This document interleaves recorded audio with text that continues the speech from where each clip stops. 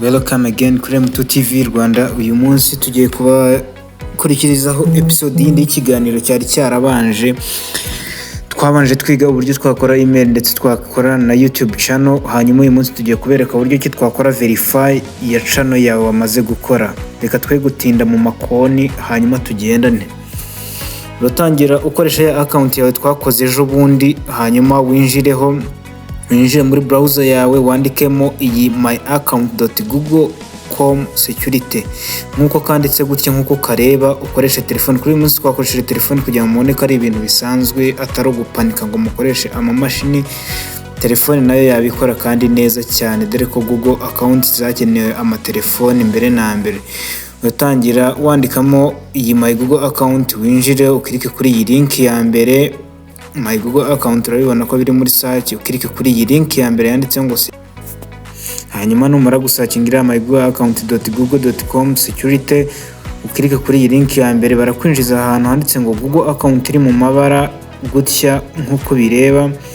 Hanyuma wowe nta kindi uri bukoretse kumanuka hano hasi aho tableau irangire handitse two step verification. Harimo urahabona neza hano kabisa, urabona ko iri off ngo Google two step verification is off kuri iyi channel yo twafunguye ejo. Niyo mpamvu tutabashaga kuyibona, bura nta n'umutekano uhagije ibifite.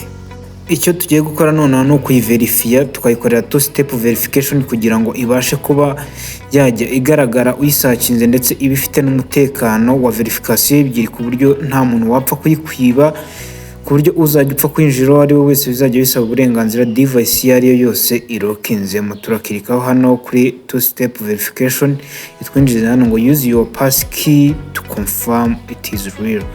Ngo koresha pass key wemeze ko ari uwanyawe nyine iyi email ari iyawe.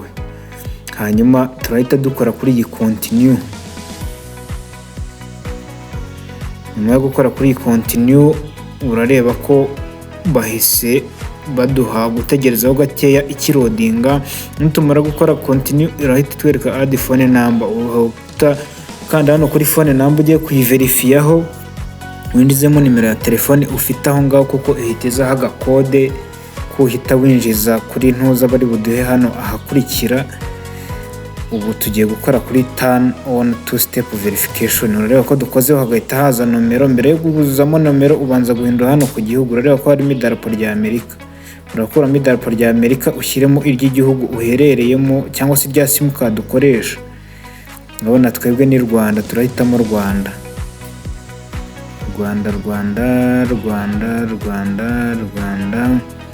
Hano ko harimo ibihugu byinshi, turahitamo Rwanda. Turebe ariko nayo irimo, nta kurambirwa scrolling mpaka usanzemo igihugu cyawe. Rwanda urareba turimo kuca kuri za Panama, za Peru na Samoa, ariko Rwanda finally tuyigezeho. Ugahita uzamo nimero ya telefone neza uhereye kuri 7 kuko code yo ihita yishyiraho, kayuzuzamo neza. Iyanjye ni iyi ngiyi, nkimara kuyikubitamo direct ako kanya ihita impa notification ya code dore ngiyi yarije ngiyo kabiri kangahe, mpita nyuzuzamo aho nkahita nkora verify ako kanya, nkita nyuzuzamo aho nkuko yaje ako kanya. Verification ihita iba turn on. Urareba ko you are now protected with two step verification. Urareba ko hariho utugudu tubiri udutik, hanyuma ubwo biranyereka ko ndi verified kugeza ubu ngubu.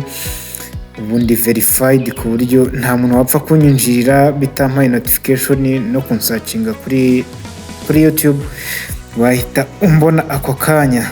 Nuko rero bimeze, niko gahunda zimeze, no kubakora two step verification. Niba ushaka ko dukomezanya ku zindi episode z'ibiganiro byiza nk'ibi ngibi, wakora subscribe tugakomezanya. Ubu ndongeye ndayifunze kubera ko ngiye iyi channel ni ya education purpose, ntabwo ari channel nkoresha bisanzwe. Channel yanjye ni M2 TV Rwanda cyangwa se M2 TV, ugasiga kanya ukandika uhita uyibona muri YouTube cyangwa se na Google n'ahandi hose wayisacinga, ugakora subscribe. Nyuma ugatanga n'ibitekerezo n'ibyo ukeneye ko twazigaho tugakomezanya.